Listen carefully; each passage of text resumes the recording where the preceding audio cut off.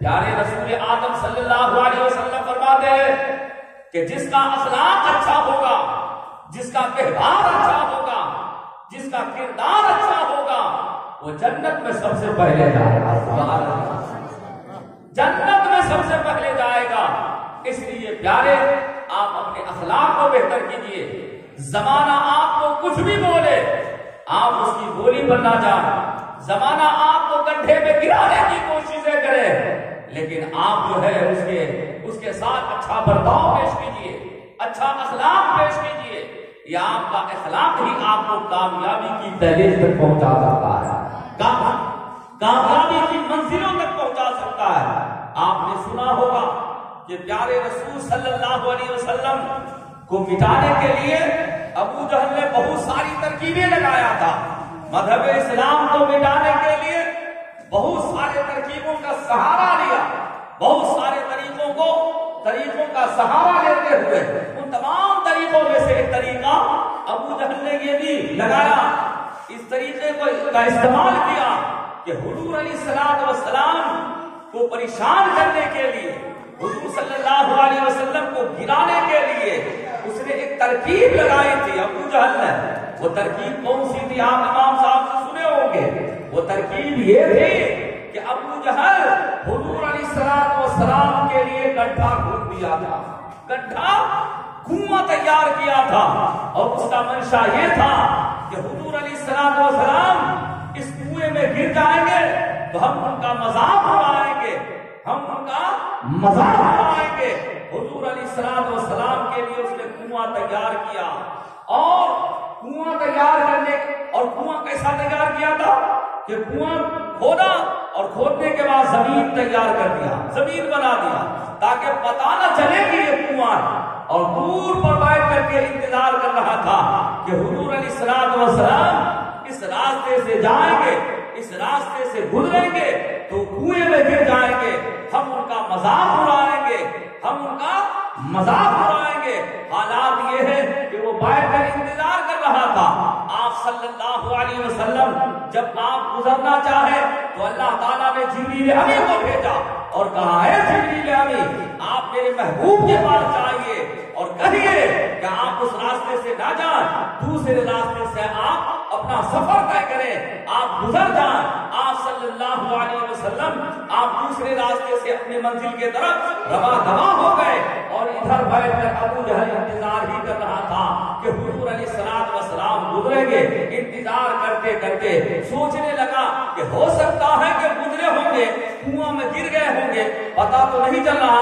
اب وہ ابو جہل آیا تھا دیکھنے کے لیے کہ کنواں میں گر گئے ہوں گے، تو وہ کنواں ہی بھول گیا کہ ہم نے کنواں کہاں کھودا تھا، کنواں کہاں تیار کیا تھا۔ وہ ابو جہل کنواں ہی بھول گیا۔ اس نے اتفاق کے کنواں کو کھوجتے تلاشتے وہ اسی کنواں میں گر گیا، اسی کنواں میں گرا تو اب وہ اندر سے آواز لگاتا ہے، اے میرے ماننے والوں، اے میرے ماننے والوں، مجھے کنواں سے نکال دو۔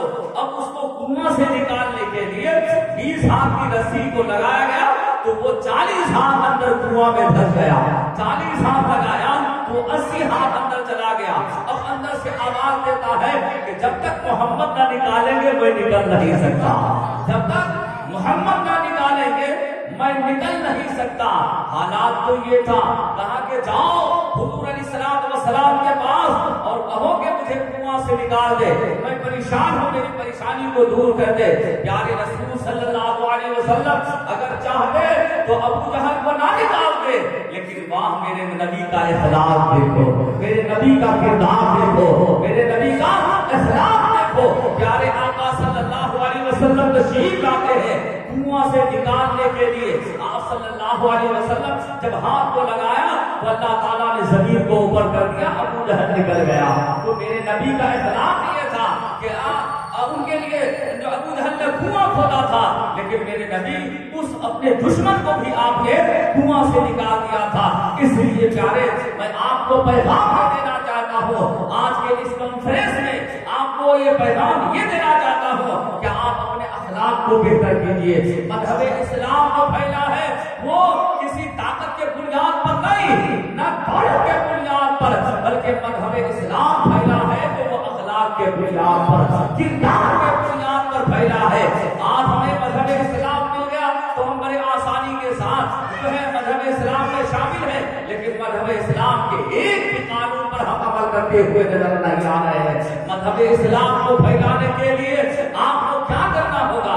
آپ جو ہے کفار و مشرکین کے پاس مذہب اسلام کے قانون کو کیسے پیش کر سکتے ہیں؟ آپ کو خود ہی قرآن و حدیث کے دلائل معلوم نہیں، قرآن اور حدیث پڑھنا آپ کو نہیں آتا ہے، نہ قرآن کا علم آپ کے پاس ہے، نہ آپ کے پاس حدیث کی تعلیم ہے، تو آپ کس انداز میں مذہب اسلام کے ضابطے کو کفار و مشرکین تک پہنچا سکتے ہیں؟ مذہب اسلام کے ضابطے کو، مذہب اسلام کے قانون کو پہنچانے کے لیے آپ کو اپنا کردار بہتر کرنا ہوگا، آپ کو اپنا اخلاق بہتر کرنا ہوگا۔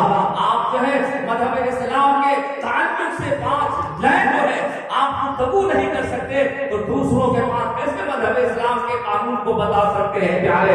تو میں آپ کو بتاتے چلوں کہ ہر گھر میں اسلام پہنچانے کا ایک واحد ہی ذریعہ یہ ہے، واحد طریقہ یہ ہے کہ آپ اپنے کردار کو بہتر کر لیجئے، امانت داری کو اپنا لیجئے، جھوٹ سے توبہ کر لیجئے، زناکاری سے توبہ کر لیجئے، شراب نوشی سے توبہ کر لیجئے، غیبتوں سے توبہ کر لیجئے، اور اچھے کیریکٹر کو اپنا لیجئے، اپنے کردار کو بہتر کر لیجئے، گناہوں سے نفرت کیجئے، اپنے اندر تقویٰ پیدا کیجئے۔ اگر آپ کو کوئی شراب پینے کو کہے تو آپ دوسروں کو کہیے کہ مذہب اسلام شراب پینے سے منع کر رہا ہے۔ اگر کوئی جو ہے نام طور میں کمی کر رہا ہے تو آپ اس کو پیغام پہنچا دیجئے کہ نام طور میں کمی کرنا یہ اسلام کا طریقہ نہیں ہے۔ اگر کوئی غیبت کر رہا ہو تو آپ اس کے لیے اس کے پاس کہیے کہ مذہب اسلام غیبت کرنے سے منع کر رہا ہے۔ تو چھوٹی چھوٹی چیزیں پہنچانے کے لیے کیا آپ کو جو ہے مدرسوں کی تعلیم حاصل کرنا ہوگا؟ آپ خود جانتے ہیں کہ جھوٹ بولنا گناہ ہے۔ قرآن عظیم کے اندر اللہ تعالیٰ نے فرمایا ہے وَاجْتَنِبُوا قَوْلَ الزُّورِ، اور جھوٹ نہ بولو۔ قرآن عظیم نے پیغام دیا ہے یا أَيُّهَا الَّذِينَ آمَنُوا اتَّقُوا اللَّهَ وَقُولُوا قَوْلًا سَدِيدًا، اے ایمان والو جب بھی بولو سچ بولو۔ تو یہ سچائی کی دعوت کفار و مشرکین تک پہنچانے کے لیے کیا آپ کو حدیث کا سہارا لینا ہوگا؟ جب کوئی جھوٹ بول رہا ہو فوراً منع کیجیے کہ میرے آقا نے جھوٹ بولنے سے منع کیا ہے۔ کوئی آپ کے نام طور میں کمی کر رہا ہو تو فوراً کہیے کہ عرب والے آقا نے مجھے نام طور میں کمی کرنے سے منع کیا ہے۔ اسی طریقے سے اسلام جو ہے ہر گھر میں داخل ہوتا ہوا نظر آئے گا۔ اگر کوئی پیشاب کھڑا ہو کر کے کر رہا ہو فوراً منع کیجیے کہ اللہ کے رسول نے کھڑا ہو کر پیشاب کرنے سے منع کیا ہے۔ تو پیارے آقا صلی اللہ علیہ وسلم کے کردار کو اپنانے کی ضرورت ہے۔